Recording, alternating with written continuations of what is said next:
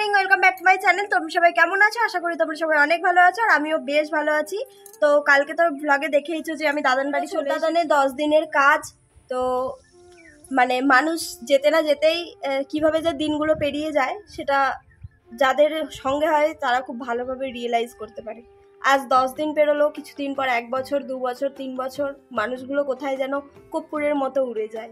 সকাল সকাল ঘুম থেকে উঠেই চলে এসেছি এইদিকে, মানে দিদোদের তো দুটো ভাগে ভাগ করা আছে বাড়িটা, তো আমরা শুয়েছিলাম ওই সাইডে, তো এই সাইডটা ফাঁকাই পড়ে থাকে, মানে ওই যে মানুষ নেই অথচ ঘরের গাদা। তো যাই হোক, তো এদিকে চলে এসেছি আর এখন চটপট করে ব্রাশটা করে নেবো।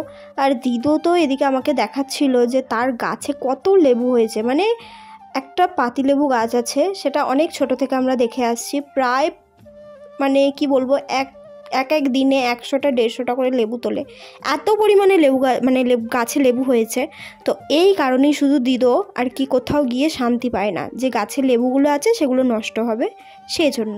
যতই হোক দাদান অনেক কষ্ট করে গাছটাকে মানুষ করেছে, বড় করেছে, অনেক লেবু হয়, মানে দাদান যতদিন বেঁচে ছিল ততদিন তো দাদান মেনটেন করছিল। তো এখন যেহেতু দাদার নেই, এখন তো সবটাই দিদোকে মেনটেন করতে হবে, তো সেই জন্য আর কি দিদো ওই গাছের মায়াটা ছাড়তে পারে না। আমি তো মাঝে মধ্যে রাগ করে বলেও দিই যে তোমার গাছ আমি কেটে দেবো বা এরকম কিছু। আগে তো বললামই যে আজকে ছোট দাদানের 10 দিনের কাজ, মানে মানুষটা মরতে দেরি, দেখো 10 দিন পেরিয়ে গেল, কিছুদিন পর আর কি বাকি কাজগুলোও পেরিয়ে যাবে। 3টে দিন আমাদের হিন্দু মতে যে 3টে দিন আর কি হয়, তো তারপরে যে যার বাড়ি চলে যাবে, সবাই সবার কাজে ব্যস্ত হয়ে যাবে, কিন্তু ওই যে মানুষ মানে যার স্বামী চলে গেছে সেই একমাত্র কিন্তু একা পড়ে থাকবে। স্বাভাবিক না? বিয়ের পর স্বামী যদি না থাকে তাহলে আর কার সঙ্গে তুমি স্বামীর সঙ্গে কথা বলে যে সুখটা পাবে, সেই সুখটা কিন্তু আর কারোর সঙ্গে কথা বলে পাবে না। মানে স্বামী এমনই একজন না যাকে সব কিছু বলা যায়। তো এটাই আর কি ভাবলে অনেক কষ্ট লাগে। এরপরে দেখো আমি পরপর বাড়ি ঘুরছি, কিন্তু মানে প্রথমে একটা বৌদির বাড়িতে গিয়েছিলাম, ও একটু কাজে ব্যস্ত ছিল, তারপরে আবার এই পুচকুটার সঙ্গে দেখা করবো বলে চলে এসেছি। মানে মেন হচ্ছে আমি কাল থেকে এসে খালি ভাবছি যে আমি কখন এর সঙ্গে দেখা করব, কারণ বাচ্চা আমার বরাবরই খুব ভালো লাগে। আর এর আগের বার এসে এর সঙ্গে আমি এতটা টাইম কাটিয়েছি, আর এত হাসে, ওর হাসিটা দেখলেই আমার প্রাণটা জুড়িয়ে যায়। তোমার চোখ চোখ কই? আরে বাবারে! আর তোমার জিভ দেখাও তো একটু দেখি, জিভটা দেখাও, জিভটা দেখাও, জিভ জিভ জিভ দেখাও দেখাও দেখাও। এই তো, আরে বাবারে! ওই ওলে বাবালে!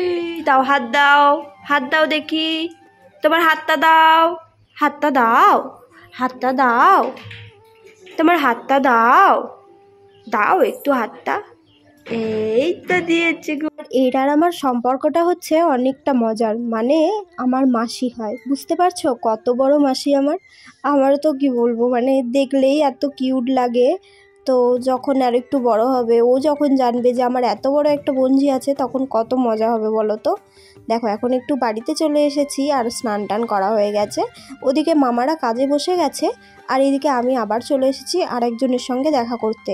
মানে এই যে পুচকু, এরা হচ্ছে 6 মাসের আর কি অন্তর হয়েছে, তো এই হচ্ছে সম্পর্কে আবার আমার মামা হয়, মানে বুঝতে পারছো কত মজার সম্পর্ক। আর এই যে আমার ছোট্ট মাসিমণি এদিকে স্নান করে কিউটি পাই সেজে একদম চলে এসেছে, আর ও কিন্তু খুব মানুষজন ভালোবাসে। আর এদিকে দেখো ছোট মামা কিন্তু ওকে নিয়ে কি করছে, বলছে কি ও জিমন্যাস্টিক জানে ভালো। তো দেখো মামা এরকমই করতে থাকে, ও কিন্তু এই সবগুলো খুব মজা পায়। ওকে একটু সবাই কোলে নেবে, একটু মজা করবে, ওর সঙ্গে সবাই একটু সময় কাটাবে, ও খুব আনন্দ পায়। দেখেছো মুখে কিন্তু সব সময় হাসি। খাওয়া দাওয়া হয়নি, কারণ কাজ হওয়ার পরে যেহেতু রান্না করতে হয়, সেহেতু এইমাত্র হয়তো ভাত বসিয়েছে, একটু পরে খাওয়া দাওয়া করবো। তো তোমরা পুরো ভিডিওটা দেখতে থাকো, আশা করি তোমাদের ভিডিওটা দেখতে অনেক ভালো লাগে। খাওয়া তো কমপ্লিট হয়ে গেছে, মানে এখন তো নিরামিষ চলছে, যেহেতু এদের বাড়িতে এরকম একটা হয়েছে, তো এরা নিরামিষ খাচ্ছে, মানে আমাকেও তো নিরামিষ খেতে হবে। তো শুয়েছিলাম, কিন্তু ঘুম আসছে না, আর আমার দিদও ফোনের মধ্যে বকর বকর করেই চলেছে, যার কারণে আর ঘুম আসেনি, ওই জন্য উঠে বাইরে চলে এলাম একটুখানি।